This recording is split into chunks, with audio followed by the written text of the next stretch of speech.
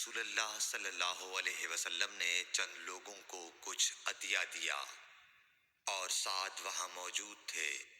وہ کہتے ہیں کہ رسول اللہ صلی اللہ علیہ وسلم نے ان میں سے ایک شخص کو کچھ نہ دیا، حالانکہ وہ ان میں مجھے سب سے زیادہ پسند تھا۔ میں نے کہا حضور، آپ نے فلاں کو کچھ نہ دیا، میں اسے مومن گمان کرتا ہوں۔ آپ نے فرمایا مومن یا مسلمان؟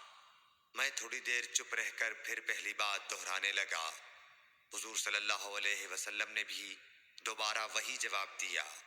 پھر آپ نے فرمایا کہ اے سعد، باوجود یہ کہ ایک شخص مجھے زیادہ عزیز ہے، پھر بھی میں اسے نظر انداز کر کے کسی اور دوسرے کو اس خوف کی وجہ سے یہ مال دیتا ہوں کہ وہ اپنی کمزوری کی وجہ سے اسلام سے پھر جائے اور اللہ اسے آگ میں اوندھا ڈال دے۔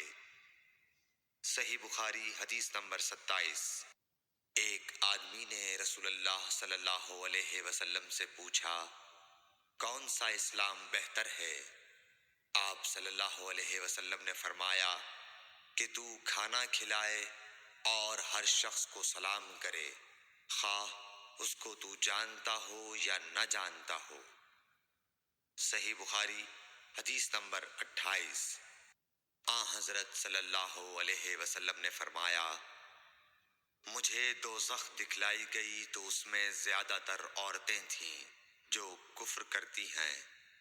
کہا گیا حضور، کیا وہ اللہ کے ساتھ کفر کرتی ہیں؟ آپ صلی اللہ علیہ وسلم نے فرمایا کہ خاوند کی ناشکری کرتی ہیں اور احسان کی ناشکری کرتی ہیں۔ اگر تم عمر بھر ان میں سے کسی کے ساتھ احسان کرتے رہو، پھر تمہاری طرف سے کبھی کوئی ان کے خیال میں ناگواری کی بات ہو جائے تو فوراً کہہ اٹھے گی کہ میں نے کبھی بھی تجھ سے کوئی بھلائی نہیں دیکھی۔ صحیح بخاری حدیث نمبر 29۔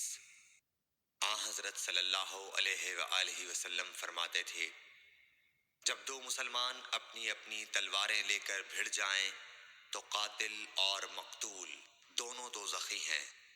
عرض کیا گیا، یا رسول اللہ، قاتل تو خیر ضرور دوزخی ہونا چاہیے، مقتول کیوں؟